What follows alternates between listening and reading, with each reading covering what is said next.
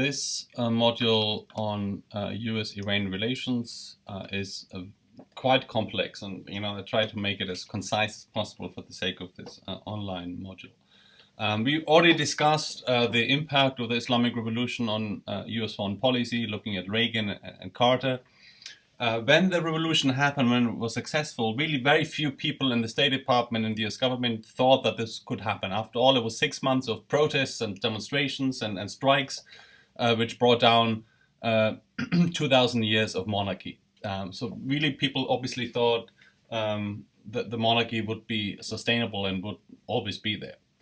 When Khomeini returned from exile in France, he championed a completely new form of government, the Islamic Republic.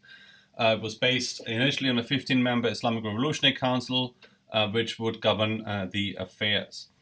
Most people who were part of the revolution did not like the idea of Islamic government, but certainly wanted to abolish the monarchy. So we had different forms, different groups, communists, liberal Democrats, all sorts of political entities which were part of it.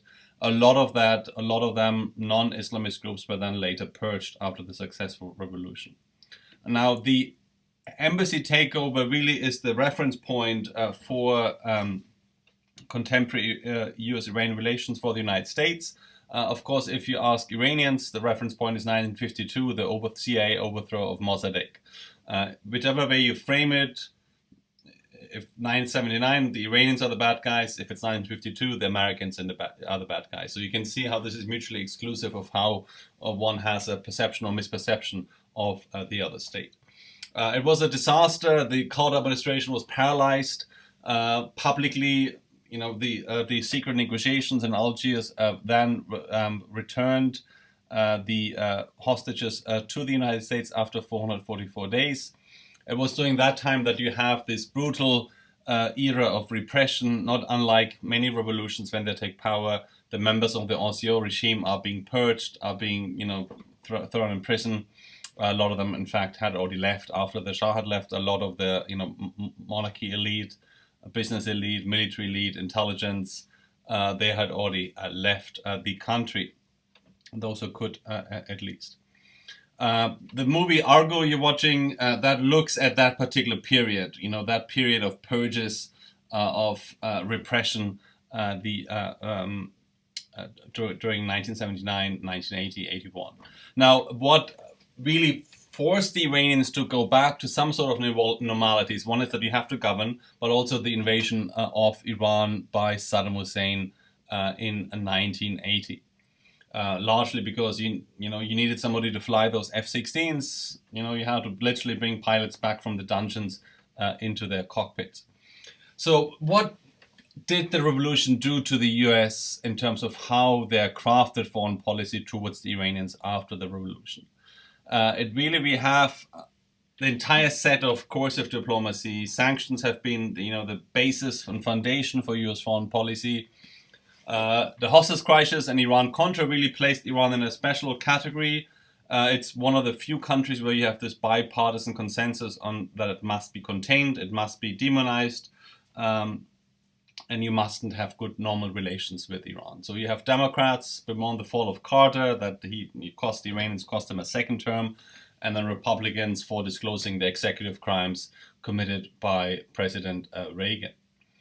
Now, if you're looking at the period after the Iraq-Iran war in 1989, we had a new president, President Rafsanjani. He was incredibly wealthy, a man, very powerful politically and economically. And his idea was that Iran ought to be open for business. So he was very much pragmatist, that he wanted open Iran for business after a decade of revolution, after a decade of war with Iraq, of course.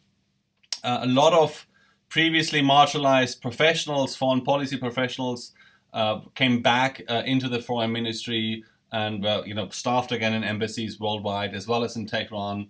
So this was rational reconstruction of global affairs. Now this was an incremental process. You have the fatwa issued against Salman Rushdie, a British author for writing the Satanic Verses by Ayatollah Khomeini. So that kind of pushed Rafsanjani's attempted to taunt a bit back again. But overall, there was a lot of momentum. Think tanks have been established. A lot of these, professionals, academics, diplomats had been trained in international relations in the United States or Britain or elsewhere in the West. And the conclusion really was, well, see the United States as a rational player. They have their own economic, geopolitical interests. But let's engage the United States. Let's tell them that we are open for business. We can help them along the region. In fact, the Soviet Union is no longer a threat. So really, economically, it would make sense for the U.S. to get engaged. Now, President Clinton's response was anything but welcoming. The pipeline route offered by the Iranians, the idea was, well, let's go through alternative routes, including Afghanistan. Certainly, a rather silly idea. The Iran-Libya Sanctions Act also was passed against Iran and Libya. This was confirmed as far as the Iranians were concerned, that AIPAC is behind every U.S. foreign policy towards Iran or the Middle East. It was announced at the World Jewish Congress. And certainly a lot of Clinton's policy towards the Middle East was heavily influenced by Israel and by Israeli interest. So that is true. But for the Iranians who were obsessed with this sort of conspiracy, it's like, well, here we go. Clearly, there's no point of dealing with Clinton. After all, he's just doing what AIPAC is telling. So this was a non-starter for the Iranians.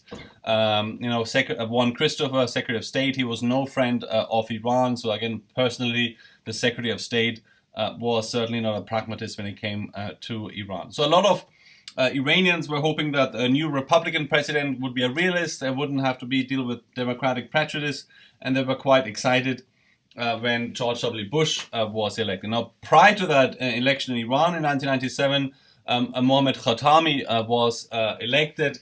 He was a reformist. He was a liberal. He was a cleric. But he said true dialogue will only be possible when the two sides are genuinely aware of their roots, identity. Otherwise, the dialogue is an imitator who has no identity with others, is meaningless, and is not in his interest. So again, he really said there's a two-way street. We listen to what the Americans are saying, but the US also ought to listen to what we have to say, what our interests are, what our concerns are. So US policymakers were really caught off guard. He gave this famous CNN interview in 1998. He stressed commonality of interest between both sides, but also saying that we have, certainly a long way to go, certain areas of disagreement. And he championed the dialogue over civilizations. That became then, at the end, the United Nations adopted that the year of the dialogue of civilizations. Some of them thought he was a philosopher president, which lacked sort of political gravitas. But it led to actually an apology by Madeleine Albright for the 1952 coup instigated by the CIA against the Iranians. And that was a big deal. Usually Secretary of States don't apologize for what the US government did in the past. So again, under Clinton, bilateral relations between the US and Iran had been, nothing was happening. It was dual containment as usual, and it was too closely tied to Israel. The idea was that Bush, when he won in 2000, that pragmatic interest based on foreign policy dominated by traditional interest oil. After all, Bush was an oilman from Texas. They thought we can deal with him. Then 9/11 happened. 9/11 changed everything. It was a systemic change to the foreign policy apparatus in DC. The Iranians initially helped out with intelligence on Al-Qaeda and the Taliban. They almost had gone to war with the Taliban a few years prior to that. So the Iranians were sworn enemies of the Taliban in Afghanistan. But at that point, a lot of Khatami's foreign policy and domestic policy initiatives were thwarted by conservative hardliners. So a lot of efforts to promote human rights, democratization, rule of law were being sabotaged by different political power centers inside the country. The final nail to Khatami's offer of engagement with the Americans came in 2002. When all of a sudden Iran was cast as part of the axis of evil.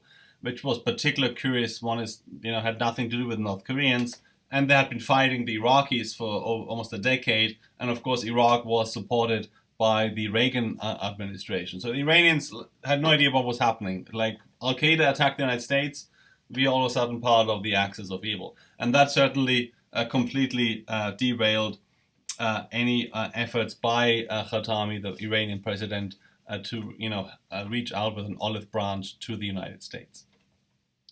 A lot of the negotiations between Bush and Iran really was very much chest thumping, very realist type mindset, balancing against one another without really looking at the root cause of the conflict.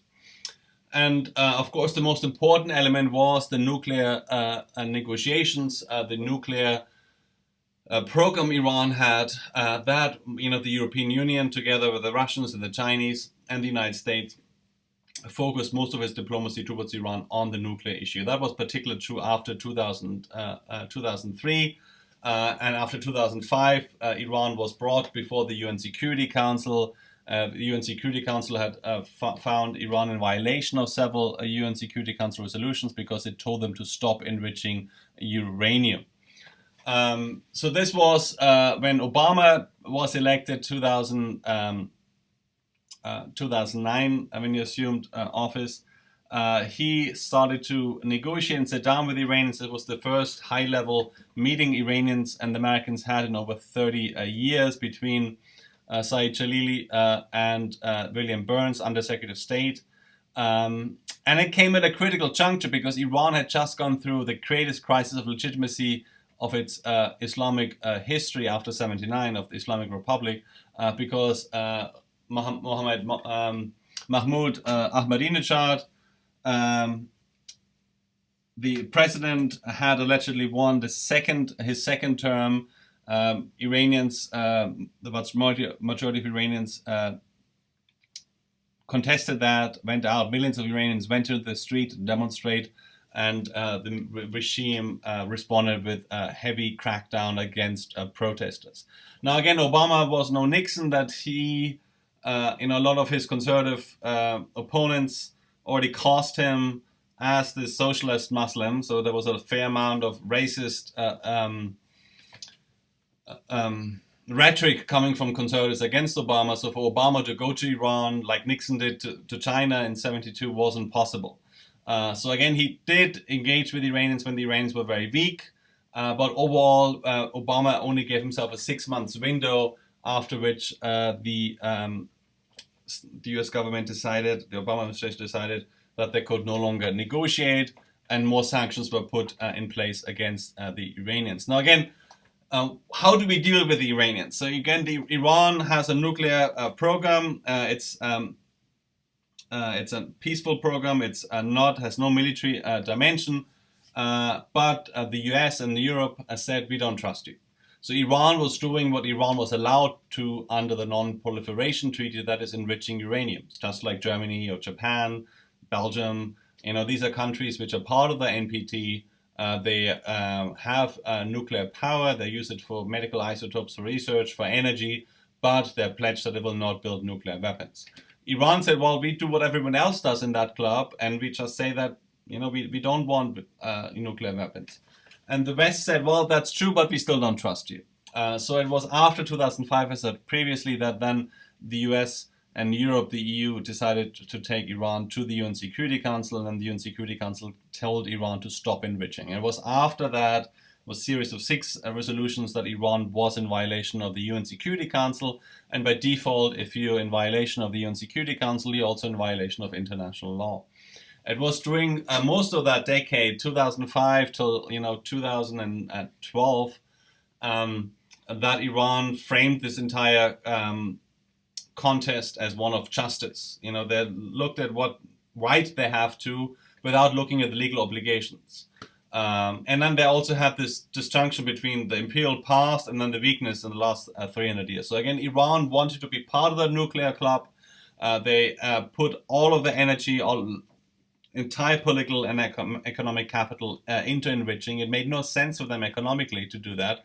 They could have just bought enriched uranium on the international market, but they wanted to have that power. They wanted to be that country in the Middle East which has the mastery of the entire nuclear fuel cycle, and that made everyone nervous, particularly the Europeans and the Americans. Now, again, this gives you an idea of what the Iranian system looks like. You have the assembly of experts, 87 clerics which vote for the supreme leader. You can see the supreme leader is very powerful, oversees the armed forces, media, High Council of National Security, as well as he appoints the judicial power, the judiciary. And the judiciary is only answerable to the supreme leader. So that's completely negates the idea of separation of powers. Executive power, the president is voted for by the people, as is the march list on the left, the legislative power, which is the parliament. So you can see you have elections for the president, election for the parliament. They have the power to pass bills, but all decisions, all the bills need to be approved by the Council of Guardians. Council of Guardians is 6 lawyers and 6 clerical lawyers, legal, religious jurists, Islamic jurists, and they have to vet any bill, whether that bill was in accordance with Islamic law and Islamic principles. So again, you can see a lot of those bills are being thrown out by the Council of Guardians, which is again appointed by the supreme leader. So you can see how you have these democratic elements, but then you have plenty of non-democratic elements in the Iranian political system. We don't have political parties in Iran, but you have, political groups. So the current president Rouhani is on the new left, pro-political economic restructuring, focus on growth, civil society, creation of democratic institutions. Centrist Democrats were Rafsanjani, which I mentioned earlier in the 80s. Mainstream conservatives will be the supreme leader, which has a very top-down approach, really kind of status quo policy. We don't want to rock the boat too much. And then you had hardliner conservatives like Ahmadinejad, who is favoring continuation of the clergy's divine right to rule and trying to really prevent as much democratic reform as possible. So what we have between the United States and the Iranians is that Iran, much like the United States, has to deal that the two-level game. So you negotiate with your counterpart internationally, but then you have to go back home and sell it to your people. So you have plenty of hardliners in the United States, both Democrats and Republicans, and plenty of think tanks and special interest groups sabotaging and having their opinion on diplomacy with Iran.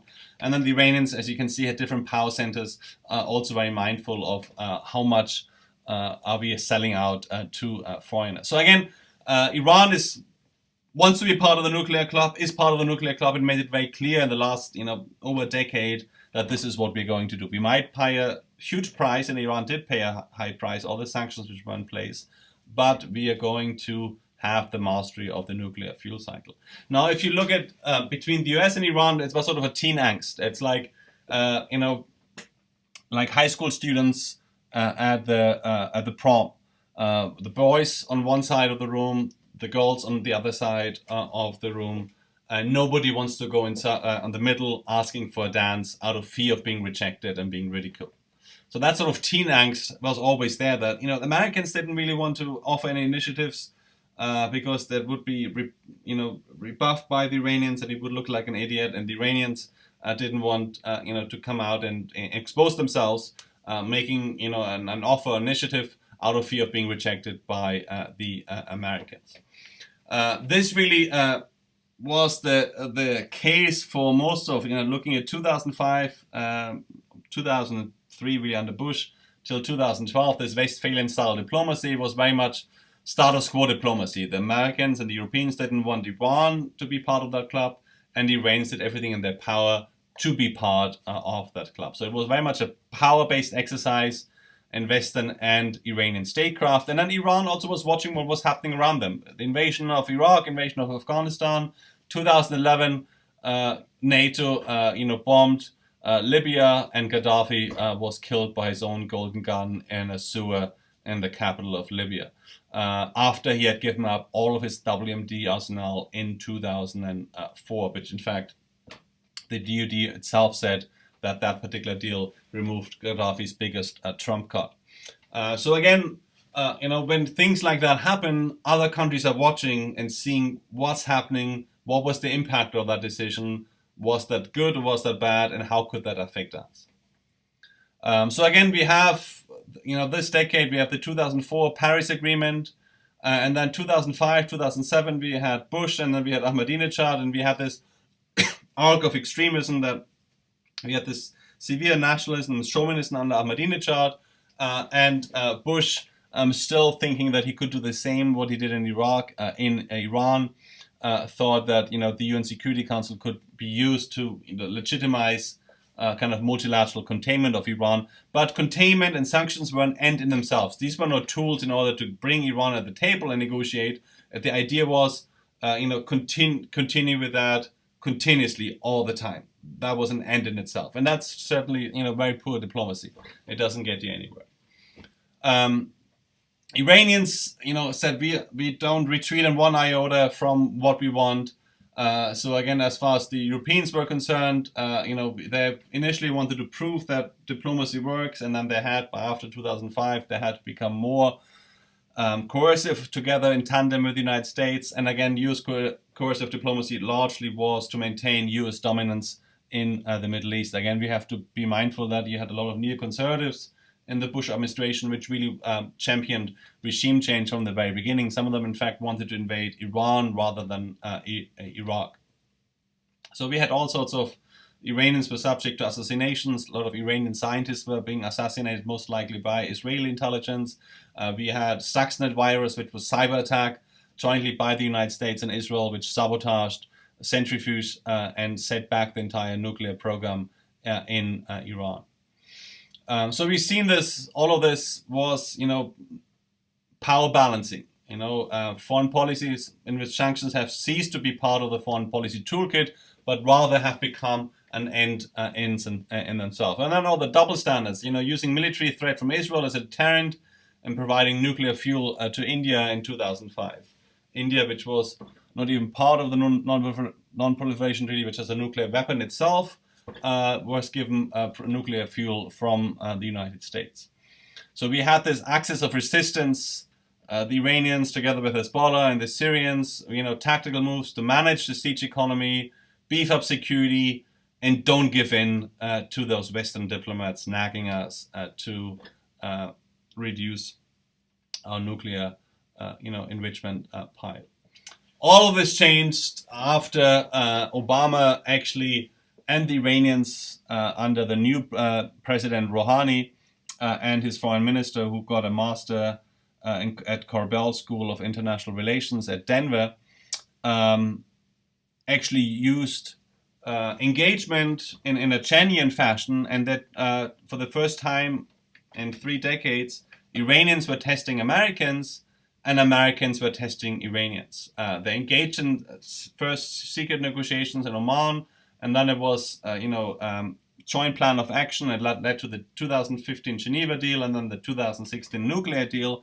And the Iranians committed themselves to living up to their part of the deal, and the Americans too, for the first time actually were sticking with their pledges. The deal was Iran will give up 14,000 of its 20,000 centrifuges. Iran will give up all but its most rudimentary, outdated centrifuge, first generation IR1s. So that's kind of a knockoff of 70s European models, but it will not allow to build or develop newer models. Iran will also give up 97% of its enriched uranium. It will hold only 300 kilograms of its 10,000 kilogram stockpile in its current form, and will also destroy the core of its plutonium plant at Arak. So again, plutonium is another way of getting a nuclear weapon. So all of this showed you the merits of coercive diplomacy. Again, notwithstanding a lot of conservative detractors when Obama engaged with the Iranians, and you even had the NRA have YouTube videos. So ran, it's on YouTube, but it ran these ads that they're the safest place to protect Americans, and apparently guns will protect Americans from Iranian foreign policy. So you had all these rather silly, groups which all of a sudden thought that they knew how foreign policy works. And clearly 30 years of sanctions without talking to the Iranians didn't do anything. So what we had was sanctions coupled with talking to the Iranians. So it really was coercive diplomacy. The United States continued with unilateral sanctions, but in exchange for Iranian commitment to dismantle some of the nuclear program, multilateral sanctions, UN sanctions, European Union sanctions were lifted against the Iranians. Some of frozen Iranian assets from back in 1980 were also given to the Iranians. So that was Iran's money, which they had frozen in the United States after 1980. The bottom line is, and that's what Obama said, is Iran was expanding its nuclear program. Now we have cut off every single path that Iran could have used to build a bomb. What was the alternative? John Kerry was, when he testified before the Senate, it's like, what is the alternative? And he said one particular sentence. He said, well, we're not men in black that we have this little flashlight and tell the Iranians to look inside and we flash and they forget everything. They have been enriching uranium for over a decade. They know how to do it. We can't tell them to undo it, to forget it. They wanted the mastery, and now they have the mastery of the nuclear fuel cycle. We were worried that Iran would enrich uranium, and at some point you have enough enriched uranium or plutonium, and then you have missile systems, and you put the two together and have a nuclear weapon. But because of the deal, we have so many international inspections, and we have a very intrusive inspections regime. 24 hours video surveillance. You have these ad hoc visits by inspectors of the International Atomic Energy Agency. No other country has that intrusive a regime. If they will try to build a bomb, we will catch them. So this was the consensus reached by the United States government, the Obama administration. As much as Trump said that he would dismantle the deal, so far he did not, because there's no alternative. You're going back to sanctions for the sake of sanctions without having a nuclear deal. And of course, it's a multilateral agreement, so it's very difficult for one country to abdicate it. So again, for the assignment, please enjoy watching Argo. It's a very good movie. Again, keep in mind that it looks at the toughest time in US-Iranian relations, and also in a very, very radical moment in Iranian political history just after the revolution.